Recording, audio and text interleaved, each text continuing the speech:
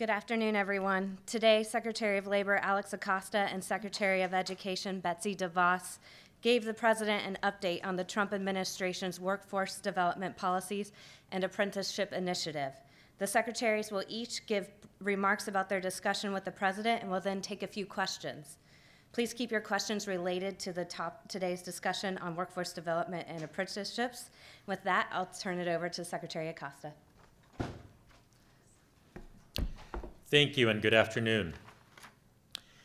So let me just say it's a pleasure to be here to update President Trump on the optimistic outlook of the American workforce. Today we specifically discussed our process implementing the executive order on apprenticeships. The President's top priority in labor is jobs, and even more jobs.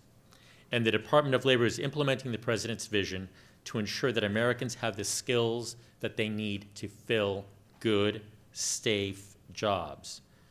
There are 6.2 million job openings here nationwide. This is the highest number on record. Yet 7 million Americans are looking for jobs. Americans want to work. American companies want to hire. We need to close the skills gap between those skills that are demanded by the workforce and those skills that are offered by the American people. This is why the President signed this executive order to expand apprenticeships to all sectors of our economy. The concept of demand-driven education has been enthusiastically received by private industry, educational institutions, and state and local officials across the country. The CEOs of more than 100 major companies signed a joint letter in support of this executive order. And I should say I've spoken with dozens of CEOs, college and university presidents, union leaders, and industry groups. To a person, they are excited about apprenticeships. They are excited about this work and are already starting to develop apprenticeship programs. We're currently evaluating hundreds of submissions that we have received in response to a call for nominations on the Apprenticeship Expansion Task Force. We expect the work of this task force to begin in September. It will advise the administration on effective apprenticeship strategies for all industries. The Department of Labor is partnering with industry groups, companies, nonprofit organizations, unions, joint labor management organizations, and so many others to help design these apprenticeship programs. Industry-recognized apprenticeships will teach workers skills that are transferable and portable within industries, resulting in even more job opportunities. Finally, I want to thank the President for his leadership on this effort. And I also want to thank Ivanka Trump and the Office of American Innovation for their tireless effort on this initiative. Workforce education begins at our educational institutions. Students attend schools to become lifelong learners, but they also attend school to acquire the skills that lead to good, safe jobs with family-sustaining wages. Workforce education is a joint effort between the Department of Labor and the Department of Education. And so I want to thank Secretary DeVos for her partnership and her efforts. We're working hand in hand in this initiative, and she and I have attended so many events where she's spoken and I've spoken, because this really is an effort between the Department of Labor and the Department of Education. And so she's going to say a few words today. Thank you, Secretary Acosta. Good afternoon, everyone. Just like to say that we had a really productive discussion with the President this afternoon. This is a subject about which he is highly interested and about which many, many Americans care. Following the executive order in June, it was very clear the President really wants to see action in this area. And Secretary Acosta has just framed up some of the things that are underway right now. But I think it's important to remember that economics and our economies have changed dramatically in the last 50 years. Education needs to keep up. We need to update not only what we are teaching, but also how we are teaching. We need to embrace innovation in our approaches to education. Schools are going to be beginning here very soon, and some actually have already. But the reality is that there are fewer traditional college students, four-year college students. Many adults are going back to school to learn skills, many going back to change professions. I've met a number of these in my visits to schools in recent months. I think about the dance major who has now become a welder and loves her profession. I think about the court clerk who was bored with a desk job and went back and studied in the area of mechatronics and is now happily employed in advanced manufacturing in the aerospace industry. As Secretary Acosta mentioned, there are more than 6 million jobs that are going unfilled currently. It's a mismatch on both skills as well as geography. We really need to equip students with what they need to pursue these 21st century opportunities. And this is not limited to higher education either. More can be done at the K-12 level. Students need to be able to understand and know the multiple pathways they have to a productive adult life, starting as early as middle school. And they need to have an access to a variety of ways to learn these interesting subjects. So I'll conclude with just saying that the administration's work in this area is going to help students, first and foremost, but it's going to help communities, it's going to help our economy, and it ultimately will help our country. With that, I think we are ready to take a couple of questions. Yes. At some point, these priorities may need legislative approval, and I'm wondering if President Trump's comments about Senate Majority Leader Mitch McConnell will make that easier or more difficult in the future. Well, I'll say that this is an area that I think has broad-based support. If you look at, there's so many ideas on the Hill around apprenticeship efforts, and it's an area that I think is all legislators recognize that the American workforce deserves the best training and the best education available. We have 6.2 million open jobs. We have 7 million individuals who want to work. And I think there's broad recognition that we need to provide those individuals that want to work with access to the skills that is demanded by the modern workforce. And I would just add to that I'm sure you're aware that the Perkins reauthorization passed the House with an overwhelming majority. In fact, it was as close to unanimous as you could come. And so I agree with Secretary Acosta that there's broad support for opportunities to expand opportunities for access to higher education and learning opportunities. Thank you. Part of the President's initial executive order called for a review of how federal agencies could improve their training for apprenticeship programs. Can you talk a little bit about what a key finding or a few of the key findings were? And can you talk a little bit about, I mean, obviously there's a lot of bipartisan support for apprenticeship programs. Are you feeling that play out? Are you reaching out to, or have you had a number of Democratic lawmakers reach out to you to join with you in this effort? Right. Well, you're correct. There is support across the nation for apprenticeship programs. I have traveled to so many cities in the last month, and to a person I have heard support, I've heard excitement about apprenticeship programs. As you mentioned, the executive order asked that each agency review its own programs to see how they can better support apprenticeship programs. And so, for example, the Department of Defense is going to be looking to see how they can better pipeline individuals that are leaving military service into apprenticeship programs. And we're working with the several agencies, and that review is underway. In the front. We've heard a lot today about the commitment to apprenticeship programs, but the President's budget actually calls for some pretty deep cuts to funding for states that would go for technical training, career training, things like that.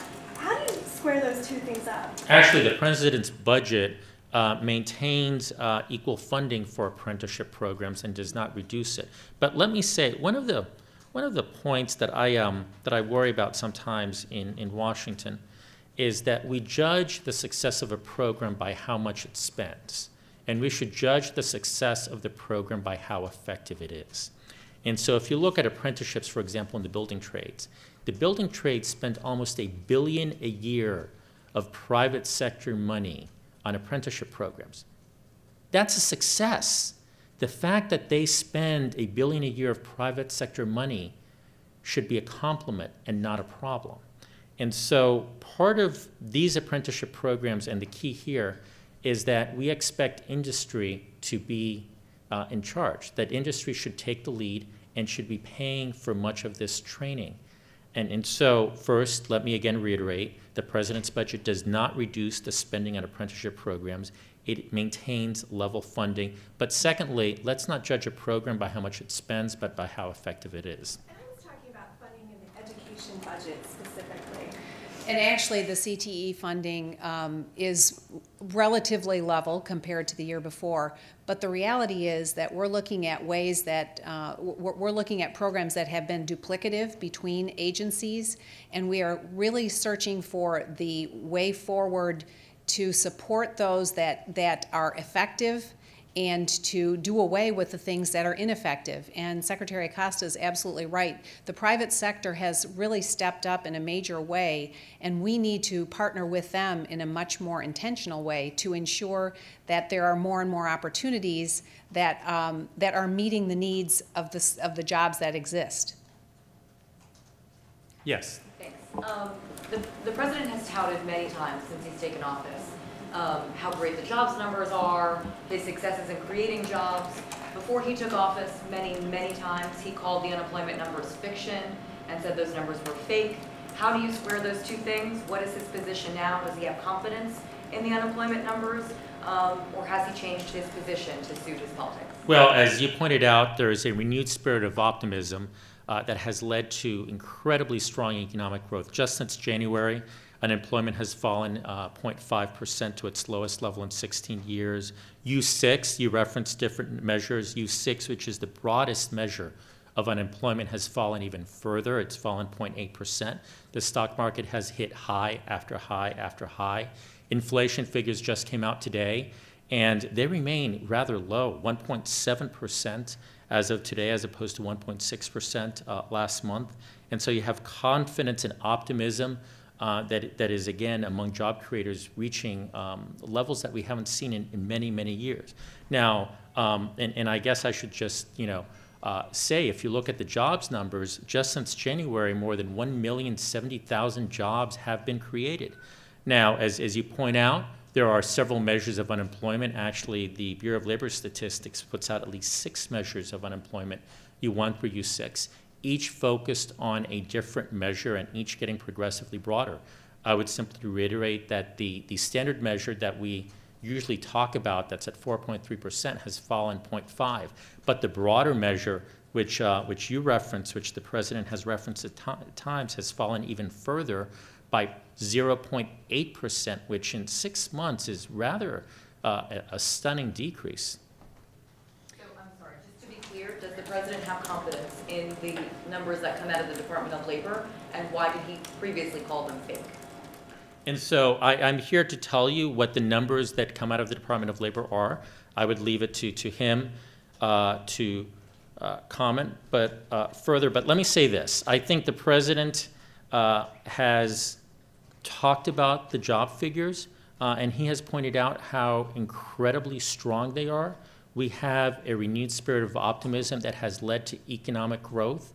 And let's just look at the numbers that have come out of Bureau of Labor Statistics month after month after month. Unemployment is down 0.5%, the U3 number to 4.3. It's a 16-year low. The U6 number is down 0.8%. And so this data, and it is data, shows incredible economic growth, and we should focus on the growth that we see in this economy. Let me just add to what Secretary Acosta said, in that we can acknowledge at the same time that there are too many Americans that have decided to leave the labor market and are not looking for a job. And we want to ensure opportunities for them to realize everything that they can actually be and have paths and avenues to good work and to have opportunities that have heretofore not been afforded them. A lot of the messaging that's been sent the last couple of decades has been that if you do not attend a four-year college or university, you are less than. And this is a very different approach that we have in this administration to reach out and to say, all of you are needed and all of you are important parts of our society and parts of our country. And this apprenticeship program, this apprenticeship focus, and the focus on multiple pathways to higher education is a really, really important effort to better engage a greater swath of our population. You're both here at a time when the president is also dealing with issues related to foreign policy that came up in the meeting that you had today. As two members of his cabinet, did he share with you any of the larger concerns that he's dealing with now, or read you in at all on the U.S. position related to what's happening with North Korea right now? So I would say from my perspective, the president was focused on the American workforce, on how to create jobs, and he wants to see, as I said earlier, jobs, and even more jobs. This is something he cares very passionate about. He comes from the construction industry and is very familiar with the success of the building trades in creating apprenticeships. And he wants to see this expanded across all industries. Yeah, he's focused on opportunities for all Americans. So as members of the cabinet, though he doesn't discuss these larger issues that I realize are not your direct area of responsibility, but as members of the team, does that come up? Not in the context of our meeting today. Thank you very much. Thank you for coming. Thank you.